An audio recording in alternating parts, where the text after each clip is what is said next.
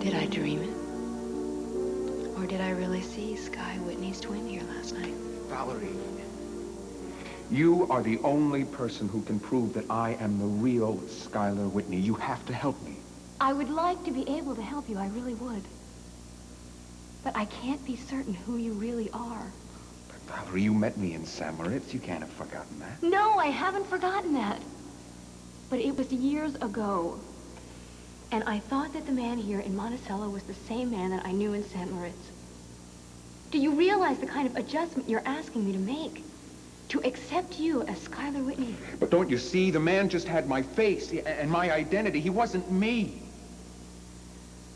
Oh, I don't know, Valerie. I don't know how he did it. Maybe he was a natural double. Maybe he had plastic surgery. Your father's a plastic surgeon. Why don't you ask him? Ask him if it's possible to make an exact duplicate of someone. My father's dead. I'm sorry. Please. I don't know how to help you. But can't you please try? Yes, I will do what I can. I don't know what the truth is. I'm sorry. I'm just tired.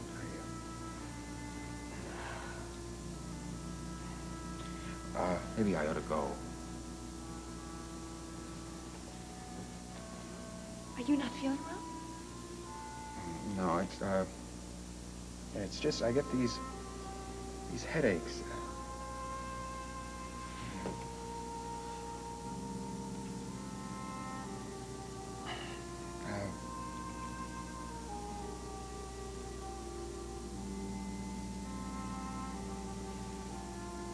Valerie, I would like to be able to see you again, if I may. But until then, don't tell anyone. Please. How could I? Who would believe me? Spencer, he's back. Finally. When did he get in? About 1 o'clock this morning. You know where he's been? No, he wouldn't say where.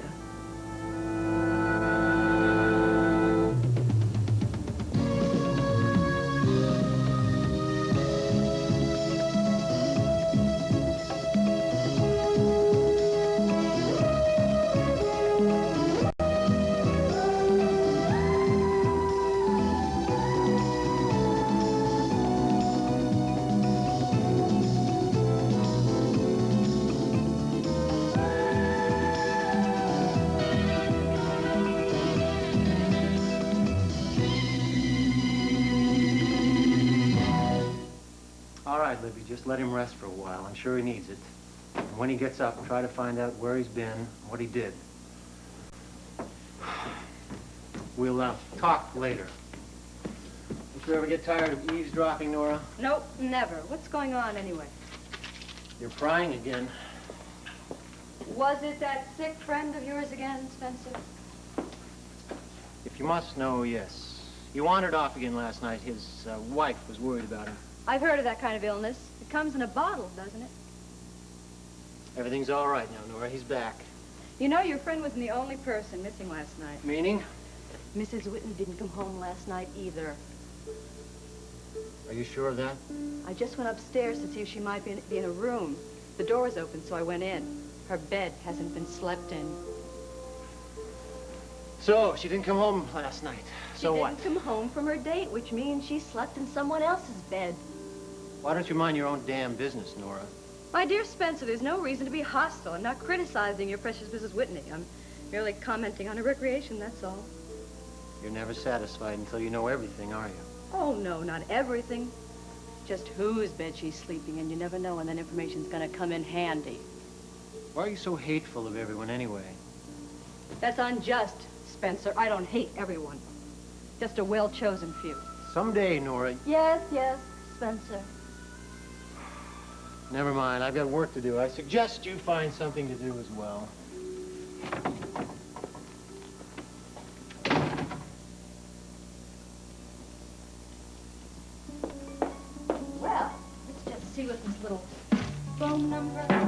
is.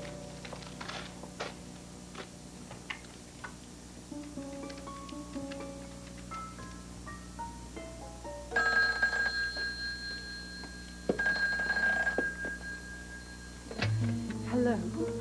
Hello, who's speaking, please? Well, who do you want it to be? You must have the wrong number.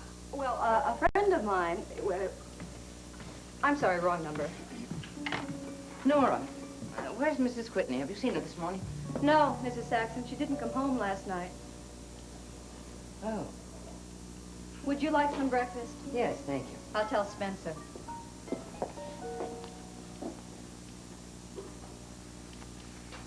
Well, my dear, it looks like the mourning period is definitely over.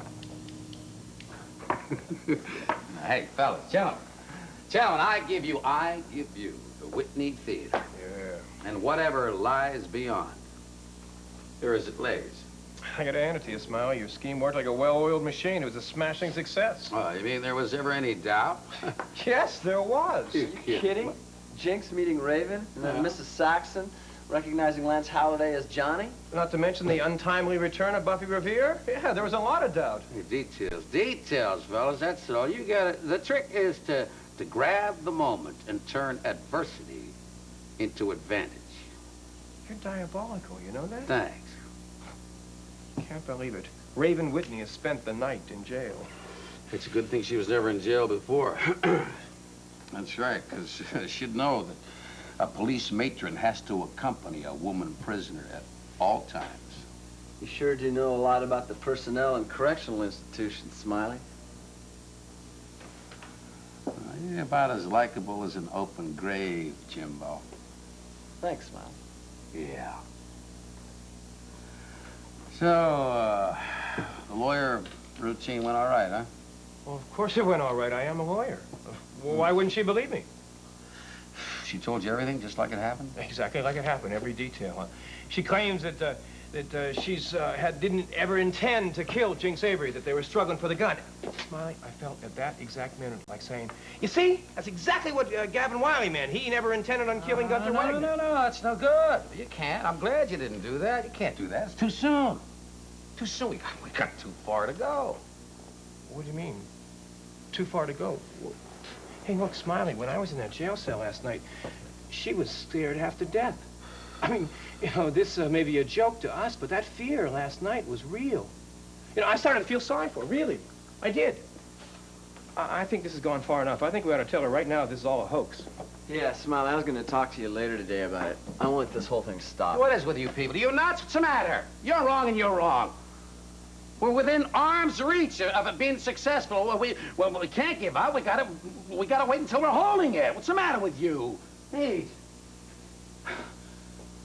And besides, I want to get to play that judge. It's not too often an opportunity like that comes along, huh? I want to get to play the judge last night. Raven told me that she wants to discuss her predicament with her friend Mike Carr. Smiley, he is the district attorney. Tell her you did. No. She doesn't want me to discuss it with him. She wants to talk to him personally. She's very adamant about that. Just tell her to forget it. She will not forget it. Just tell her we'll arrange a meeting between her and Mike Carr. Wendy. Nancy, I don't have much in the way of biographical information about Eddie Lorimer. His age uncertain, not much about his childhood, except that he was born in Cleveland. He married fairly young. His wife died, never remarried, but has lived with a succession of high-living lady friends since. His current favorite is Poppy Johnson, real name Irma Chubb. Chubb. C-H-U-B-B.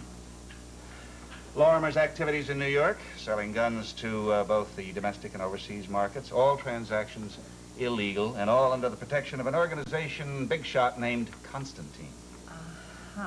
What about his record? 2 prison terms, both less than a year. He left New York after the vehicular homicide of his business associate. Constantine arranged his trip to Monticello that time, where he was arrested by Damian Tyler for the New York murder, but the indictment was dropped.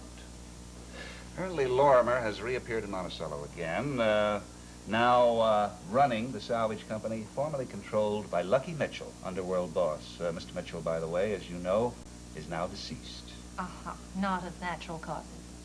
Apparently, Lorimer has inherited Mitchell's mantle of power, but nobody can understand why. Well, why don't I ask him? What? Why not, honey? All he can do is say no comment.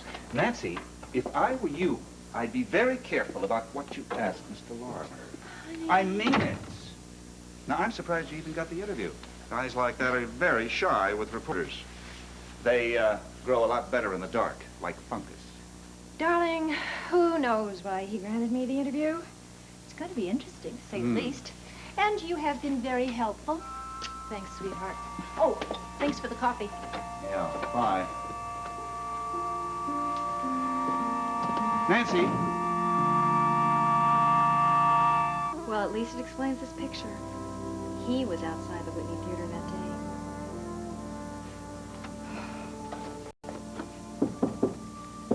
Who is it? It's Jim, Val. Hi, Jim. Here. Hey, go on in. I was hoping I'd catch you before work. Well, any special reason? I was just feeling kind of depressed and lonely this morning, so I thought I'd come over and see you. Oh, I have to go to the studio. Some models are waiting for me, but if you want to stay, I'll get ready and we can go together. Okay? Tell me, what's bothering you? Well, I've just been thinking about what's happened to me in Monticello and what happened between us. And Val, I've never gotten myself so involved with the fabric and lies in my life. I hate it. It's kind of like what Mark Twain said. If you don't tell any lies, you don't have to remember anything. I feel so bad about what's happened between us. I feel like this charade has totally separated us. Hey, come on. I thought we were going to try to start all over again. It should have stopped bothering you by now. It should have, but it didn't. It bothers me a lot. I needed somebody to talk to. Can I talk to you? Sure. You want some tea? Yeah.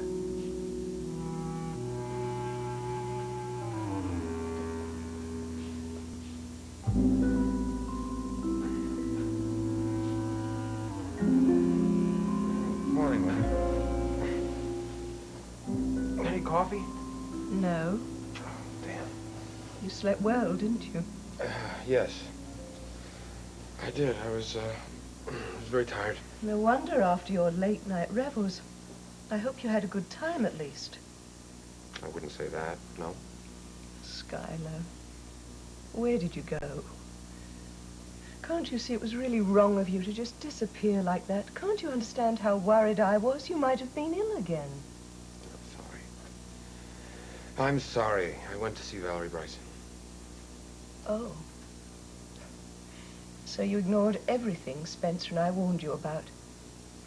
You went against our advice and let yourself be known to that girl. Now everything might explode before we're ready to prove who you are. What on earth were you thinking of? Now, Libby, Valerie is not going to say anything about having seen me. She's not vindictive. She's the only person who can identify me as Skylar Whitney.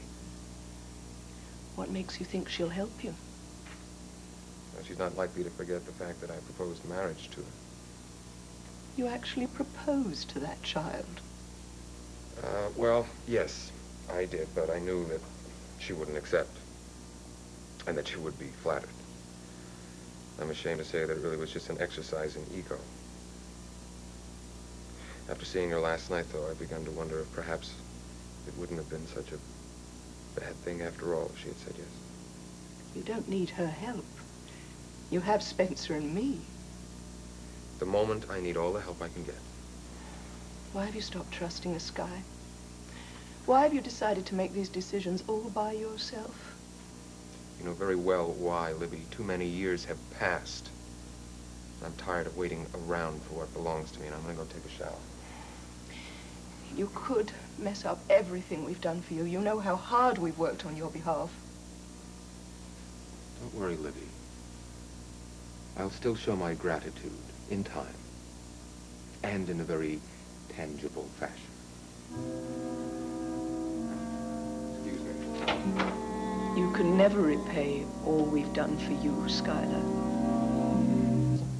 I want to make a phone call, Spencer, but I'll need the Monticello directory. Oh, Yes, the book's right here. Let me check it.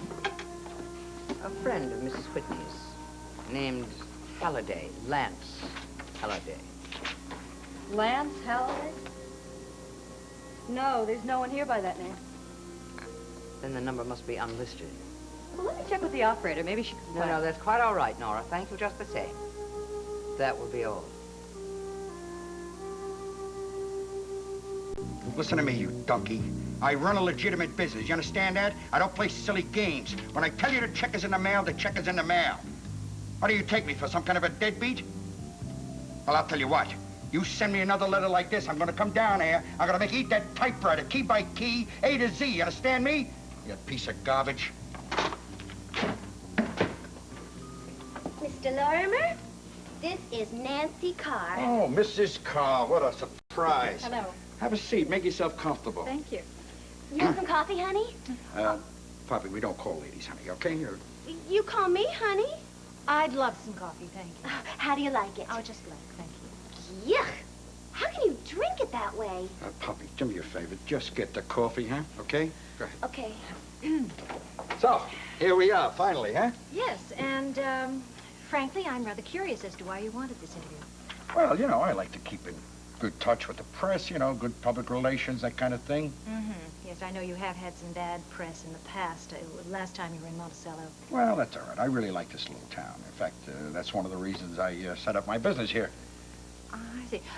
You've never been in the rubbish... No, that's salvage business. A salvage business before, have you? No, this is my first time. You know something? I think I'm really going to like it, too. Oh, you are. Well, is that why you wanted to see me, to promote your business interests? Or... Well, not really, Mr. Scott. Listen, can I call you Nancy? Why don't you call me Eddie? And all right. I'm not that dumb now. I understand your newspaper doesn't really give two hoots about my little company here. You know what I mean? Well, Mr. Lorimer, you are what we call good copy. I'm sure you realize that. Mm-hmm. And that's why I figured you'd come down when I called you.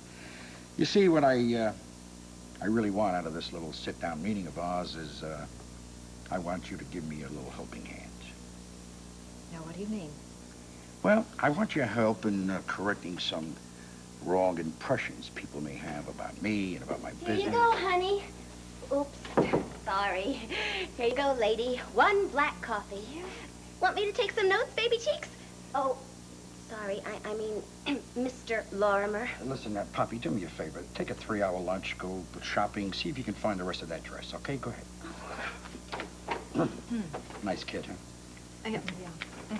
I imagine, though, that you're concerned because of the fact that you had been arrested here in Monticello several months ago. Well, concerned is the right word, I guess you might say. It's what we call in my business bum rap. Yes, but you weren't indicted for the crime, so doesn't that say enough for exoneration? No, you see, the charges were dropped in New York, but I can't help but think that there's some people in Monticello who might still think that I'm guilty of something or another. I mean, who knows? Yes, it isn't easy to tell people how to think. Are you kidding? Come on, newspapers do it all the time. TV does it all the time, too. Now, you do both, don't you? Yes, I do. Look, I want to start with a clean slate. I want to run a legitimate business here. And I want to make a contribution to the community. I want everybody to think well of both me and my business. That's very commendable of you. Now, if I can start clean, then I would do my good citizen act and my good neighbor act and everything else. And all I want is I want everybody to get off my back. Now, what I want you to do is to tell your husband that. My husband? My husband, the district attorney. You're a smart lady, honey.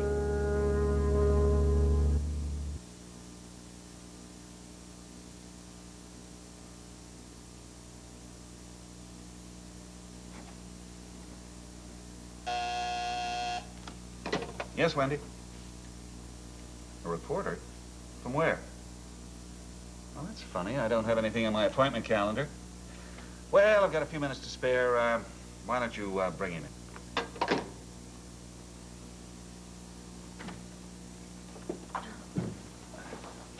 Thanks, thank you. Good afternoon, Mr. Carr.